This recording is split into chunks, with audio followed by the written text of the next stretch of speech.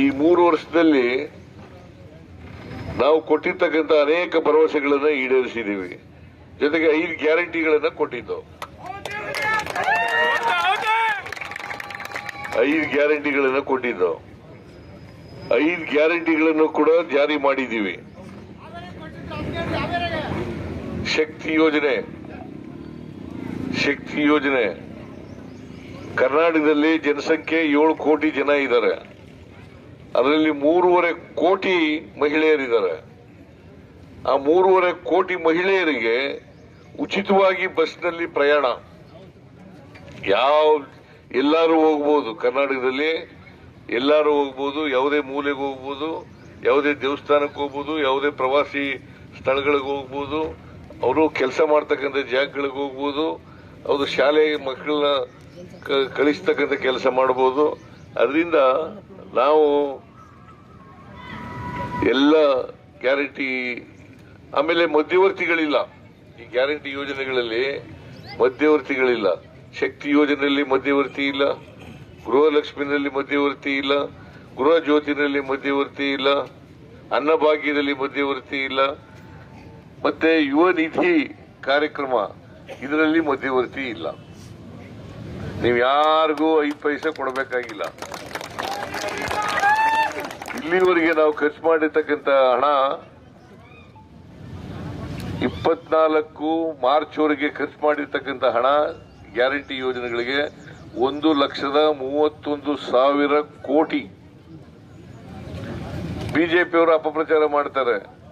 Guarantee ಯೋಜನೆಗಳನ್ನು ಮಾಡಿ ಅಭಿವೃದ್ಧಿ ಕೆಲಸಗಳಿಗೆ ದುಡ್ಡಿಲ್ಲ ಅಂತ ಹೇಳ್ತಕ್ಕಂಥ ಪ್ರಯತ್ನವನ್ನ ಮಾಡ್ತಾ ಇದ್ದಾರೆ. ಆಮೇಲೆ ಸಿದ್ದರಾಮಯ್ಯ ಸಾಲ ಮಾಡಿಬಿಟ್ಟಿದ್ದಾರೆ.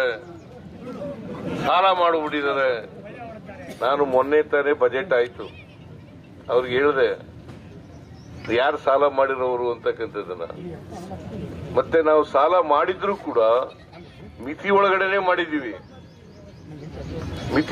ಮಾಡಿದ್ದೀವಿ.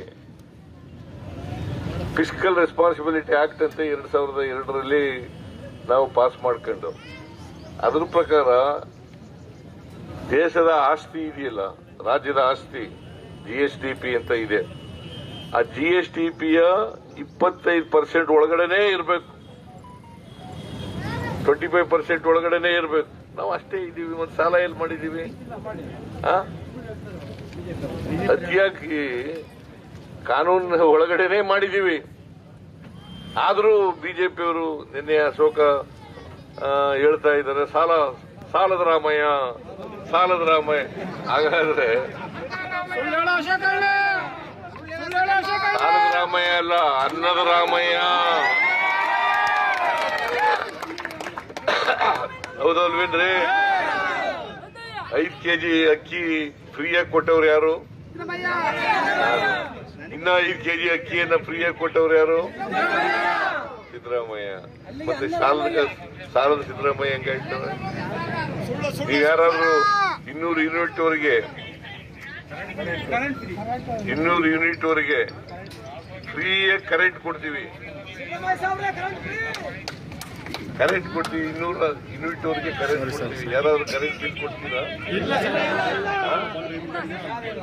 ಯಾರು ಕರೆಂಟ್ ಬಿಲ್ ಕೊಡಂಗಿಲ್ಲ.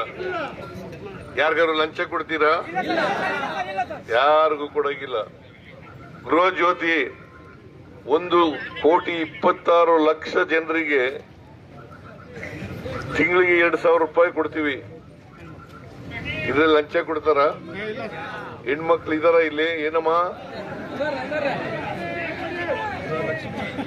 ಗೃಹಲಕ್ಷ್ಮಿ, ಗೃಹ ಜ್ಯೋತಿ, ಯುವ ನಿಧಿ ಯಾರು ಕೂಡ 5 ಪೈಸೆ ಕೊಡೋಗಿಲ್ಲ. ಮಧ್ಯವರ್ತಿಗಳ ಹಾವಳಿ ಇಲ್ಲ.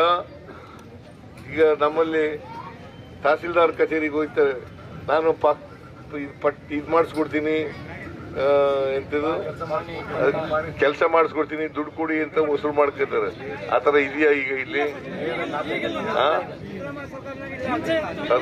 ನಮ್ಮ ಸರ್ಕಾರದಲ್ಲಿ ಯಾವತ್ತೂ ಇಲ್ಲ.